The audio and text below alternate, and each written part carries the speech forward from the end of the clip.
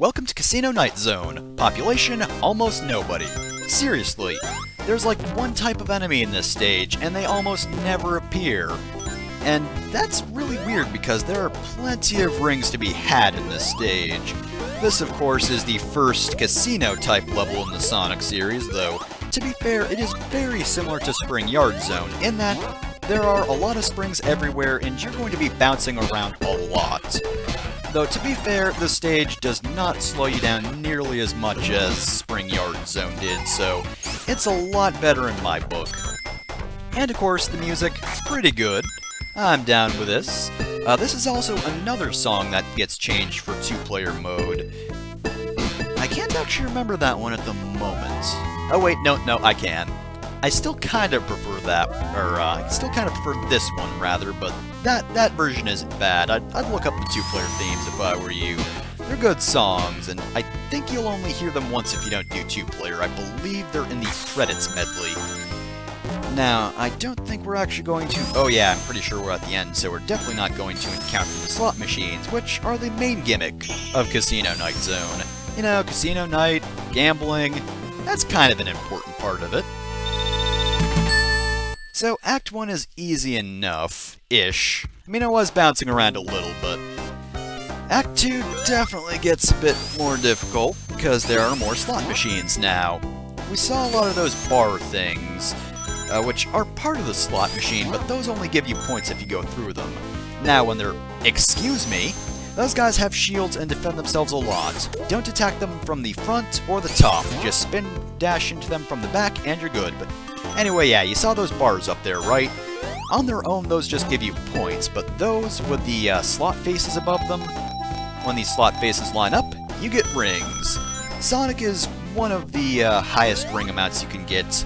However, beware if you get 3 Robotniks. If that happens, hundreds of spikes will just launch into your body, and that's very painful. I don't think that happened here, though. But the thing is, that can't actually kill you, so even if you hit 0 rings when that happens, don't worry, you won't die from it, because quite frankly, that would be a cheap death. If you have, I think it's minus 50 rings, so if you have 50 rings, it would be pretty cheap, or 50 rings or fewer, rather. It would be cheap if it could just out-and-out kill you like that. Alright, so special stage time. Which one is this? Well, obviously you can't miss that many rings, because I'm almost done, but at the same time...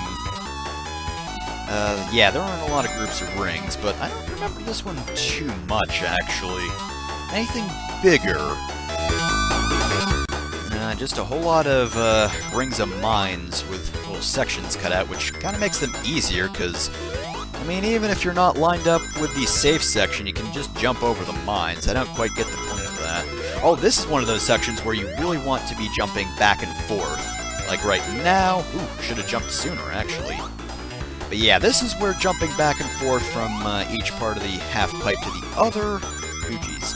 Yeah, this is where it starts coming in really useful. And oh man! Barely made that one.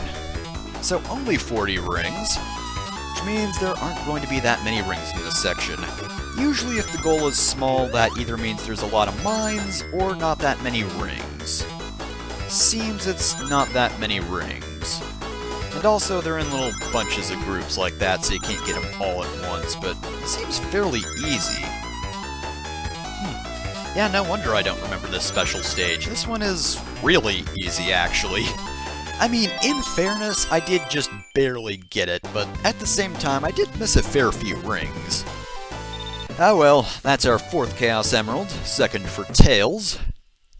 And now we continue on. Oh, wherever am I going to get rings now? It's not like there's slot machines or anything, where I can get a whole lot of rings. Oh yeah, right here, on these little pinball pusher things, just hold the jump button and they'll launch you up. Rude. Alright, basically I want to avoid most of the slot machines, because they're a bit of a time waster, and also I'm stuck on this right side at the moment. Oh, no, don't bring me back there, damn it. Okay, thank you. And these things go from green to yellow to red.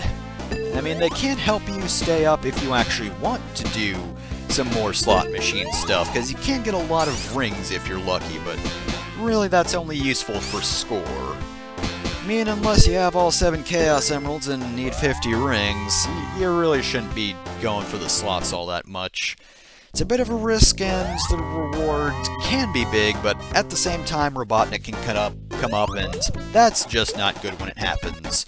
Alright, I believe this is the point where I just wanted to speed through to the end. Oh, yep, this is the end. We're at the boss, because let me tell you, the boss here is very annoying. He's not the hardest boss in the world, but you see me moving around like this? Like, I have basically no control over myself. Robotnik himself isn't that hard. It's the arena itself that is kind of just a complete nightmare to actually manage yourself, and oh geez. Oh god, this is making me so nervous. This is why you want to start with invincibility. If it were any other boss, I could have just finished him there and then, because I kind of had plenty of time to use the invincibility, but because the area itself is terrible, it kind of got wasted and I still had to hit him a bunch of times myself, but at least that's done and over with. So, next time, Captain Sonic is climbing a mountain. But why is he climbing a mountain?